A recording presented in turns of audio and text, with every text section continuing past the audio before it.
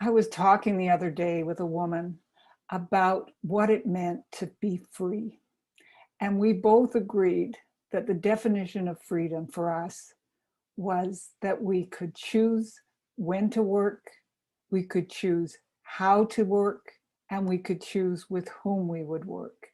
And that to us gave us the freedom to be in an environment where we felt respected and we felt appreciated. In other words, we were working for ourselves. And that's the point of the video today. Hi, I'm Lorna Rasmussen, and I really want you to know what it's like to experience what at one point in my life was like an unattainable dream. And that's to live and work in Costa Rica. I wanted to live in a place where I was surrounded by beauty, where I was surrounded by nature, where I could afford to live on a couple of acres of land as opposed to live in a city, where I could choose the people that I interacted with, whether it was on Zoom or it was here in Costa Rica. I wanted the ability to live a life that I designed. And that's what brought me to thinking about how I might be able to help other women do the same thing. Because along the way, when I had jobs, what I experienced was a real lack of respect and appreciation for what I brought to the table. Now, oftentimes that ends up being the salary that they're willing to pay you. And we know that women are paid, I believe it's now 71 cents to the dollar. But you know, in your situation, it might be completely different. I know in mine, working one time as an adjunct professor at a university, I discovered I was being paid $15,000 a year, less than a man with equal skills and equal credentials. Why? Why was I paid so much less? And why in the end was I fired? And that was a good thing, by the way. I was fired because they claimed I couldn't gain the respect of my male students. And I wonder why. Could it have anything to do with how they felt about me?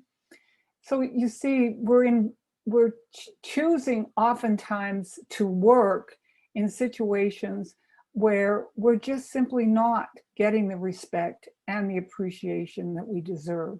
And because of that, we also aren't experiencing the freedom that we all want. So I invite you to do a little exercise, and that is to write down, maybe take a notebook and carry it with you. When something in your life brings you joy, when something makes you smile, when something makes you feel like you could go on doing that, whether you were paid for it or not. So in your job and in your life, write down the things that really bring you joy. And then make another column and write down the things that you feel are skills you bring to the table. What are the skills? And make sure that they're not, don't be thinking just in academic ways or in technical ways, but what are the skills you bring? Are you a good listener? Are you somebody who has just a real knack at strategizing and finding things that are you're seeing opportunities in places? Have you got, as one woman said, she ended up being the technical person for all the school programs and the volunteer organization she was part of, and she's now a web designer. So think in terms of skills that could then be translated, and put those two together and start cross-referencing, because it's there that you're going to find the thing that really brings you both the joy, but also the ability to earn a living. You know, we can't all just quit our jobs and go on and build a business. That's not a healthy way to do it. Sometimes we have to. I've been in a situation where I've had to do that.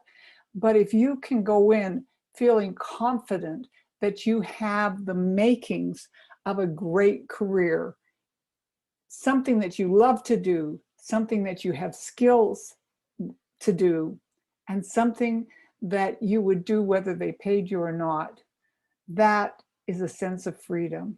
and let's get together and work this out. Let's make sure that at some point in your life, you experience freedom, you experience appreciation, and you experience respect.